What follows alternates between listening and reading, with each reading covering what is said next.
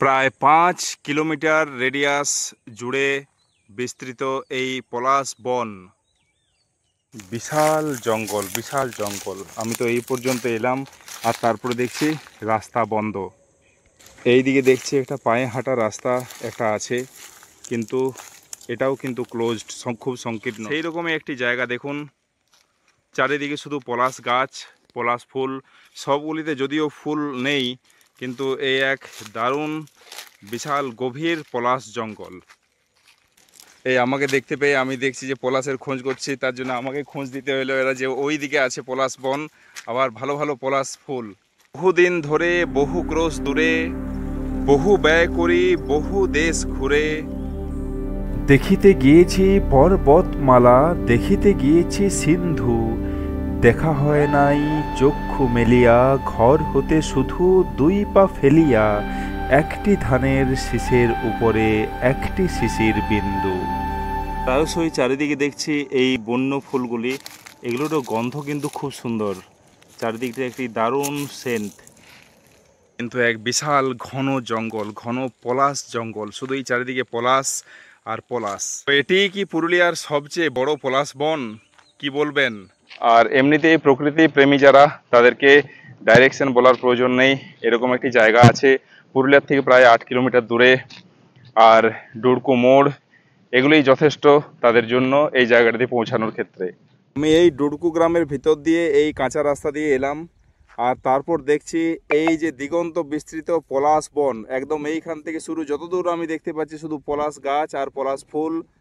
তো এই যে আমরা পলাশ গাছ দেখছি, তো এই পলাশ গাছ কত দূর অবধি মোটামুটি আছে, কত কিমি? মানে ডুরকু থেকে মোটামুটি 5 কিলোমিটার। 5 কিলোমিটার। 5 কিলোমিটার মধ্যে পলাশ গাছ দেখতে পাবে। আচ্ছা, শুধুই পলাশ? শুধু পলাশ, তারপর ক্ষেত আর গ্রাম।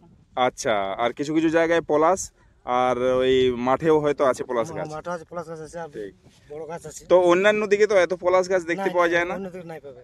এই ডুরকু অঞ্চলে নাকি? অঞ্চলের মধ্যে 5 কিলোমিটার মধ্যে পলাশ গাছ দেখতে পাবো বেশি। আচ্ছা, এইখান থেকে যে শুরু, এইখান থেকে আর ওইদিকে কত, কোন গ্রাম অবধি আমরা পাবো? এখানে টামনা মোড় থেকে উচালি, ডুরকু, ডলডাড়ি, ডুমৈচল, বেলাপাথর, এলে সকলে পলাশ গাছ দেখতে পাবো। সব এরকম পলাশ গাছ 5 কিলোমিটার ভিতরে। ঠিক ঠিক ঠিক ঠিক ঠিক।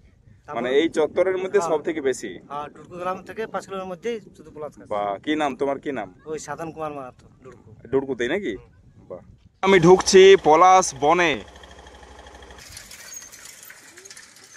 এইখানেও সূর্য অস্তপ্রায়, আর দেখুন চারিদিকে শুধু পলাশ গাছ, চারিদিকে শুধু পলাশ আর পলাশ।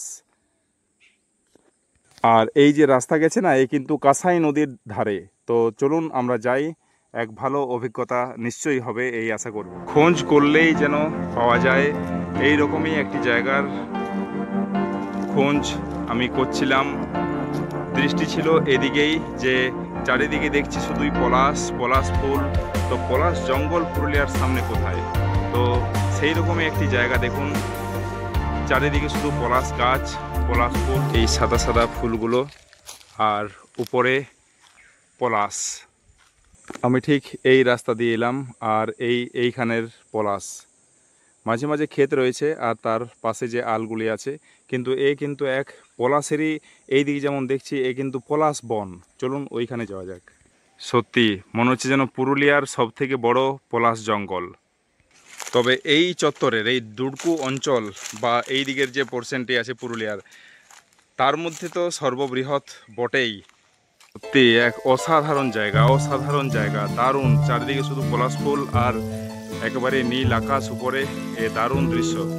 চারদিকেই কিন্তু দেখছি পলাশ গাছ তো বটেই, এটা একটি পলাশ বনেই, বিভিন্ন দিকে পলাশ গাছ রয়েছে, সবগুলিতে যদিও ফুল নেই, কিন্তু এক দারুণ দারুণ দৃশ্য। চারিদিকে শুধু লাল আর লাল।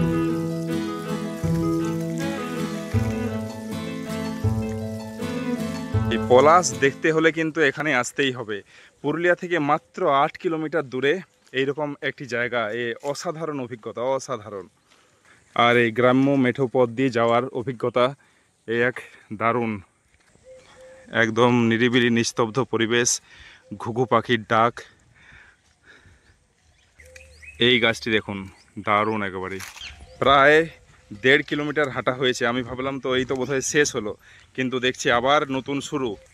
সামনে আবার পলাশ, শুধুই পলাশ। দেখুন দৃশ্য দেখুন, চারদিকে শুধু পলাশ ফুল, উপরে যত নিচেও সেই রকম। ঠিক এই চিমনির পাশ দিয়ে এই রাস্তা দুটি ভাগে ভাগ হয়েছে। একটি চলে যাচ্ছে সিধা কাঁসাই নদী, আমরা ওইদিকে যাব। আর একটি রাস্তা যেদিকে এইখানে দেখছি ছেলেরও, এখানে একটা মাঠ রয়েছে ছোট, সেখানে ছেলেগুলো খেলাধুলা করে। এই রকম জায়গা দেখার অভিজ্ঞতা এই জীবনে প্রথমবার, আর এ এক অবিস্মরণীয় অভিজ্ঞতা।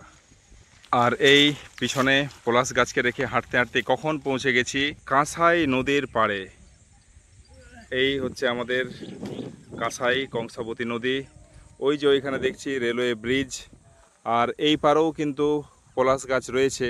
তো আমাদের তো ওই পারে আর যাওয়া হবে না, কিন্তু এটি একটি পলাশ গাছেরই বন। প্রায় শুনলাম যেটা 5 থেকে 6 কিলোমিটার জুড়ে এই বনটি রয়েছে।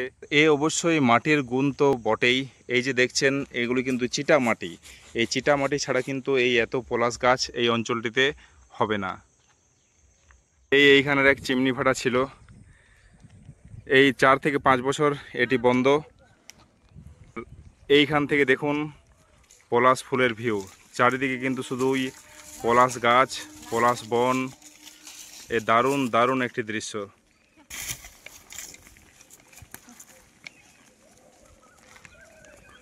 মাউন্টেন রেঞ্জ থাকে সেরকম এটি কিন্তু একটি পলাশ গাছের রেঞ্জ বলা চলে। আর তার সাথে এই সাদা সাদা বন্য ফুলের গন্ধ, এ দারুণ এক মুহূর্ত। পলাশ আনন্দ মূর্তি জীবনের ফাগুনো দিনের, আজ এই সম্মানহীনের দরিদ্র বেলায় দিলে দেখা। সেথা আমি সাথীহীন একা উৎসবের প্রাঙ্গণ বাহিরে, শস্যহীন মরুময় তীরে। ঠিক এই রাস্তায়, তারপর আমরা গেছিলাম এই দিকে, কিন্তু এবার আমি যাব এই দিকে উচালের পথে পুরুলিয়ায়।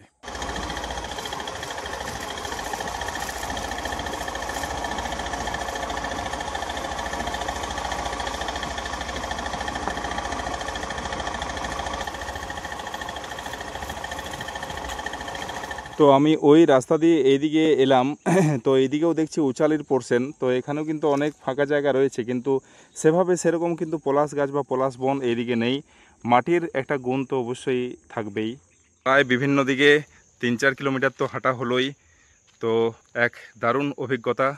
সূর্য তো প্রায় অস্ত, এবার ফিরতে হবে। তো কেমন লাগলো আজকের এই চলচ্চিত্র অতি অবশ্যই কমেন্ট করে জানান। আর কেমন লাগলো এই পুরুলিয়ার বুকের পলাশ বন অতি অবশ্যই জানাবেন। আর অবশ্যই পৌঁছান এই পলাশ বনটিতে।